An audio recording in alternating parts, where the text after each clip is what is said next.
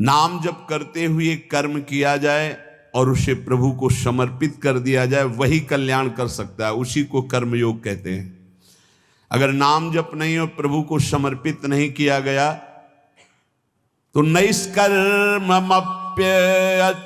भाव वर्जितम न शोभते ज्ञान मलम निरंजनम कुतः पुनः शाश्वत भद्रमीश्वरे न चार्पितम कर्म यद्यप्य कारणम।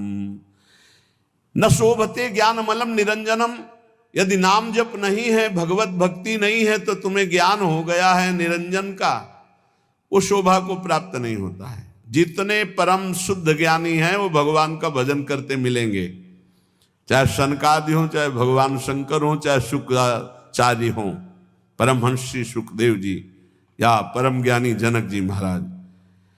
ये जिनको न पूर्ण ज्ञान है और न पूर्ण ज्ञानी है, ये खंडन मंडन की बातें होती रहती हैं। न शोभते ज्ञान मलम निरंजनम। मायातीत त्रिगुणातीत पर ब्रह्म का ज्ञान भी वो सुशोभित नहीं होता जिसमें भगवत चर्चा ना सुनी जाए, भगवान का नाम जप न किया जाए। निष्कर्म मप्यच्युत भाव वर्जितम। यदि निष्काम कर्म किया जाए, उसमें भगवत भावना नहीं है, नाम जप नहीं, तो वो कर्म भी कल्याण नहीं कर सकता। कुतः पुनः शाश्वत भद्रमीश्वरम।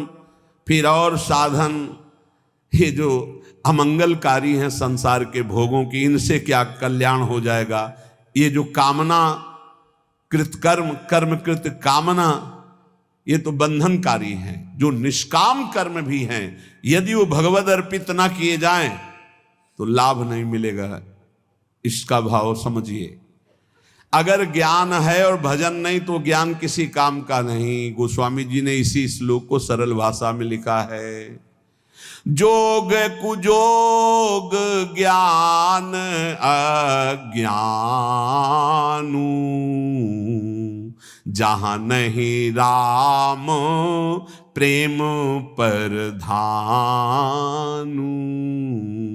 सो सब धर्म करम जरी जाऊ, जहां न राम पद पंकज भाऊ।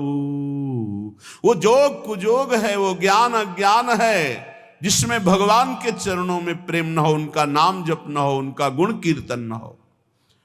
वो कर्म धर्म सवाग लग जाए जो भगवान के चरणों में भाव न प्रकट करे, वो यहां कह रहे हैं।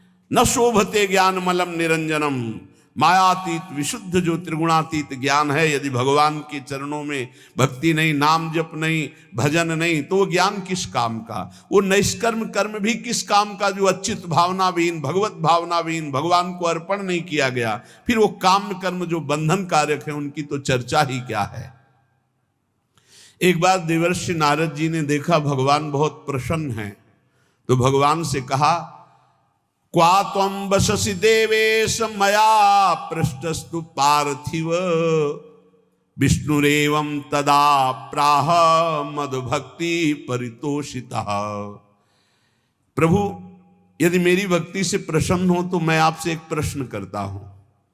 क्वा तुम वससि देवेश, आप कहां रहते हो।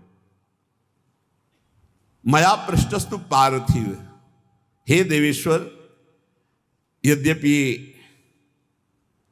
मैं अपने संतुष्टता के लिए पूछ रहा हूं, आप वैसे कहां रहते हैं, आप बता दीजिए। भगवान ने कहा, ना हम वसामि वैकुंठे योगी नाम हृदये न वै, मद्भक्ता यत्र गायन्ति तत्र तिष्ठामि नारद, तेषां पूजादिकं गंध पुष्पाद्यैः क्रियते नरैः, तेन प्रीतिं परां यामि न तथा मत् प्रपूजनात्। मत् पुराण कथां श्रुत्वा मद्भक्तानां च गायनं, निन्दन्ति ये नरा मूढ़ास्ते मद्वेष्या भवन्ति। हे नारद, न मैं बैकुंठ में रहता हूं और न योगियों के हृदय में रहता हूं। ये मेरे प्रसिद्ध स्थान बताए गए हैं रहने के, पर मैं यहां नहीं रहता। मैं वहीं रहता हूं जहां मेरा भक्त नाम का कीर्तन करता, मेरी चर्चा करता, मेरे गुणों का गान करता है।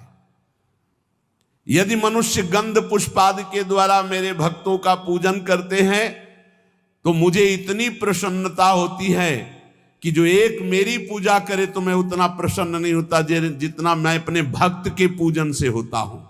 वो मूर्ख जो मेरी चर्चा करने वालों का, मेरे नाम कीर्तन करने वालों की निंदा करते हुए मेरे द्वेष के पात्र नहीं जानते कि जहां मेरी चर्चा होती है, नाम गुण कीर्तन होता है, वहीं मैं वास करता हूं। मद भक्ता यत्र गायन्ति तत्र तिष्ठामि नारद। नारद जी ने पूछा, प्रभु किसकी मां धन्य है, किसकी जन्मभूमि धन्य है और किसका कुल धन्य है? मां धन्यवाद की पात्र कौन है? तो कह रहे हैं, समाहितो ब्रह्म परो अप्रमादी शुचिस्तथैकांत रतिर्जितेन्द्रियः समाप्नुयाद योगमिमं महामना विमुक्तिमाप्नोति ततश्च योगतः कुलम पवित्रम जननी कृतार्था वसुंधरा भाग्यवती च तेन विमुक्ति मार्गे सुख सिंधु मग्नम लग्नम परे ब्रह्मण यस्य चेता। आहा, जिसके यहां ऐसा पुत्र पैदा हो गया वो मां धन्य हो गई। कैसा? समाहितो ब्रह्म परो अप्रमादी, जो अप्रमादी है, प्रमाद शून्य है, रात दिन भगवत भजन में लगा रहता है। ब्रह्म परो भगवत चिंतन परायण, समाहितो एकाग्रचित, जो एकाग्रचित से रात दिन प्रभु के भजन में लगा रहता है।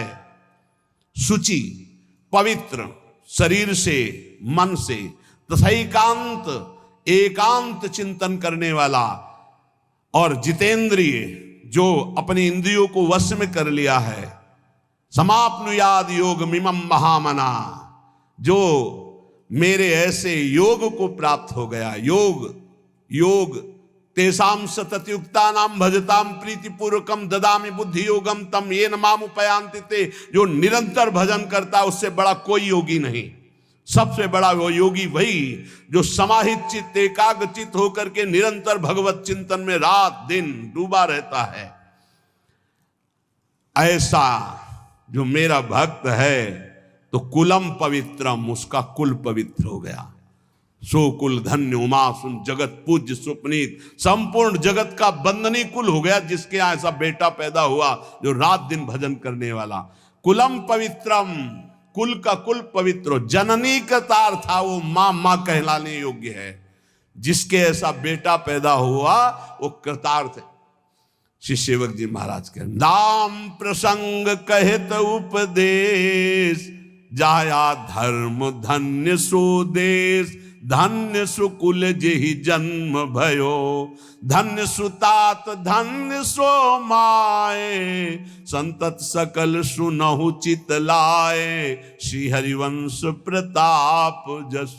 वो देश धन्य, वो कुल धन्य, वो माता धन्य, वो पिता धन्य जिसके यहाँ नाम जापक प्रकट हो गया।